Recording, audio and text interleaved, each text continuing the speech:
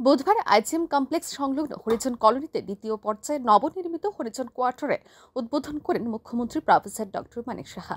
2,93,লক্ষ টাকায় সংশ্লিষ্ট এলাকায় মোট 10টি কোয়ার্টার নির্মাণ করা হয়েছে। এদিন 9 জনের হাতে সেই সরকারি আবাসন তুলে দেওয়া হয়।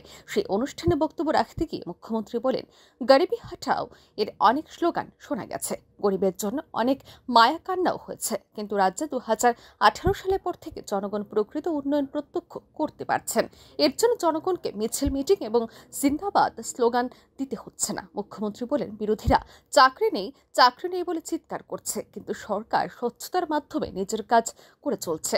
2018 সাল থেকে 2024 সাল পর্যন্ত রাজ্য সরকারের বিভিন্ন দপ্তরে প্রায় 13,600 সরকারি চাকরি প্রদান করা হয়েছে। এর উপরে রয়েছে কন্ট্রাকচুয়াল এবং আউটসোর্সিং এর চাকরি। মুখ্যমন্ত্রী জানান, চাকরি দিয়ে সমস্যার সমাধান করা সম্ভব হবে না, তাই চাকরি প্রদানের পাশাপাশি যুবক যুবতীদের স্টার্ট আপ ইন্ডিয়া প্রকল্পের মাধ্যমে প্রশিক্ষণ প্রদান করে অর্থনৈতিকভাবে স্বাবলম্বী করে তোলা হচ্ছে। একই সাথে বিভিন্ন সেলফ হেল্প গ্রুপের মাধ্যমে গ্রামীণ অর্থনীতির বিকাশ ঘটানো হচ্ছে। আর এই সমস্ত ক্ষেত্রে প্রধানমন্ত্রী নরেন্দ্র মোদীর দেখানো পথে স্বচ্ছতাকে প্রাধান্য দিয়ে কাজ করছে সরকার। আবার সংস্থানও করছি, চাকরি দিয়ে শেষ করতে পারবো না আমরা।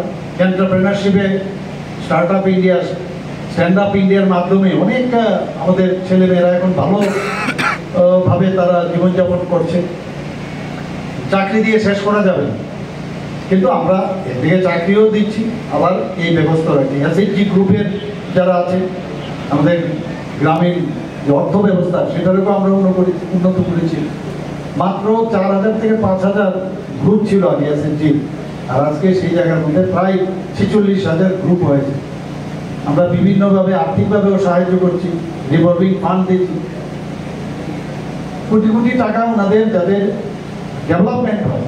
এবং মাননীয় প্রধানমন্ত্রী কিছুদিন আগেও বলেছে যে এই যে আমাদের মহিলারা যারা আছে তাদের আর্থিক মান উন্নয়ন আমাদের করতেই হবে, এবং সেই দিশায় উনি কাজ করছেন। এই অনুষ্ঠানে কর্মচারীদের সম্পর্কেও কথা বলেন মুখ্যমন্ত্রী। তিনি বলেন, বিজেপি সরকার এখন পর্যন্ত কর্মচারীদের 25% ডিএ প্রদান করেছে, কিন্তু এর জন্য কোনো দাবি জানাতে হয়নি। আগে মিছিল করতে হতো। সরকারের কথা হলো, রক্তের যেমন কোনো ধর্ম নেই, তেমনি কাজের কোনো বিকল্প নেই।